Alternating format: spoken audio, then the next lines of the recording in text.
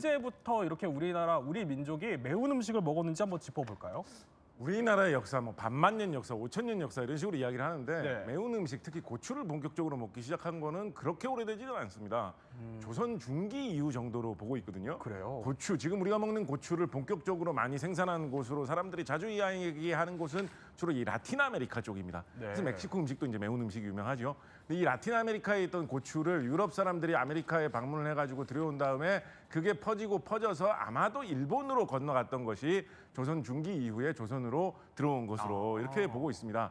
그래서 저는 일본의 고추에 관련된 전설 같은 거 보다가 재미있게 본 것 중에 하나가 뭐가 있냐면 네. 일본 사람들이 조선 사람들을 싫어해가지고 조선 사람들을 괴롭히려고 네. 먹으면 죽는 독초라고 생각을 해가지고 고추를 한국에다 많이 퍼뜨렸는데 예. 조선 사람들은 그거를 맛있게 먹고 있더라라고 해가지고 일본 사람들이 깜짝 놀랐다 뭐 이런 보통 민족이 아닌 예, 그렇죠. 네. 이런 전설도 있고요. 2010년대 중반에 서모란 선생님이라는 분이 연구한 논문을 살펴보면 네. 1930년대만 하더라도 배추 한 포기당 고춧가루 소비량이 한 6g도 채 안 되는 수준이었거든요. 오, 그래요? 네, 그런데 2010년대에는 이것이 70g 이상으로 늘어가지고 네. 거의 한 10배 정도?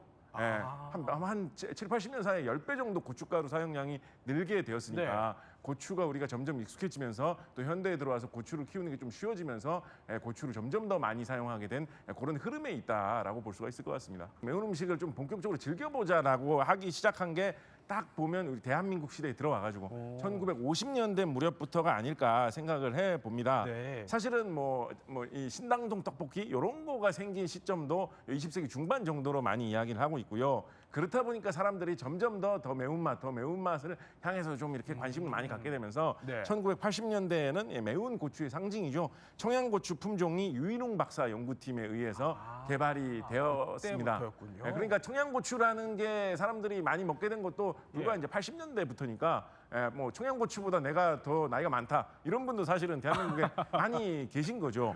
그러다가 본격적으로 이게 매움이 좀 또 다른 한 층위로 올라서게 되기 시작한 거는 많은 사람들이 아시안 게임 올림픽 전후해서가 아닐까라는 의견도 좀 제시하는 경우가 있습니다. 네. 그때가 되면서 세계의 다른 나라들하고 우리나라를 좀 많이 비교를 하게 되고 한국인의 음식으로 좀 개성 있는 거 외국에 내세울 만한 게 뭐가 있을까 이런 거를 생각을 하다 보니까 그래, 한국인의 맛은 매운맛이지 이런 식으로 좀 많이 이야기를 하게 되고